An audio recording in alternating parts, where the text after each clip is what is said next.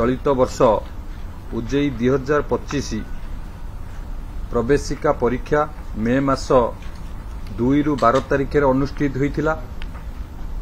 2025-26 शिक्षा वर्ष निमंते राज्यर विभिन्न सरकारी और बेसरकारी विश्वविद्यालय शिक्षानुष्ठान मानकरे प्रचलित 17 गोटी वैषयिक एवं वृत्तिगत पाठ्यक्रम यथा बीक्याट, lateral entry BTech for diploma student, lateral entry BTech for BSc student, B Pharma, MBA, MCA, MSc Computer Science, integrated MBA, lateral entry Pharma, M Pharma, M Architect, M Planning, M Tech, basic BSc Nursing, post basic BSc Nursing, MSc nursing and post diploma nursing पई प्रवेशिका परीक्षा अनुष्ठित होइथिला।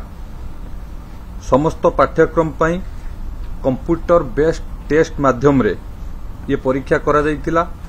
यह राज्यर समस्त 30 T जिल्लार 64 T परीक्षा केन्द्र सहित राज्य बाहर मध्य 3 टी सहर तथा कलिकता, पाटना एवं रांची रे 6 टी परीक्षा केन्द्र मध्य परीक्षा केन्द्र रे ये परीक्षा होइथिला। ए वर्ष समुदाय 92,488 परीक्षार्थी माने रेजिस्ट्रेशन कराइथिले। सेथि मध्यरु 80,324 जन परीक्षार्थी एथिरे अंश ग्रहण करिथिले, जहा पाखापाखी 86.84% अंश ग्रहण करिथिले। नर्सिंग पाठ्यक्रम व्यतीत अन्यान्य पाठ्यक्रम मध्यरु 55,362 परीक्षार्थी मानकु निज निजर प्रदर्शन अनुसार सेमानकर पाठ्यक्रम रे स्थान बा रैंक दिया जाइछि।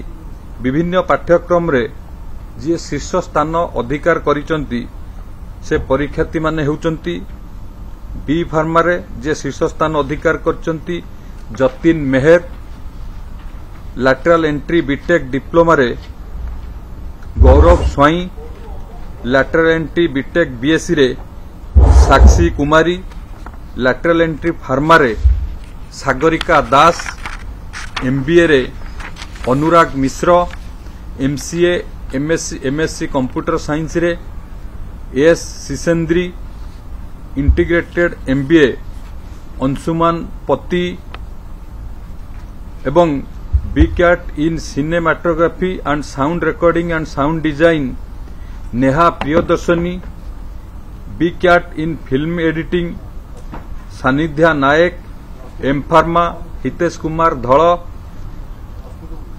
M architect Asmita Subuddhi, am planning Urmikant Maninandan Sahu एवं एमटेक रे overall topper in MTech among all specialisation Manmath Behera. एही सबु परीक्षार्थी माने विभिन्न पाठ्यक्रम रे एमाने शीर्ष स्थान अधिकार करचंती। परीक्षार्थी माने ओजेई वेबसाइट रु निज निजर रैंक कार्ड पाई परिबे।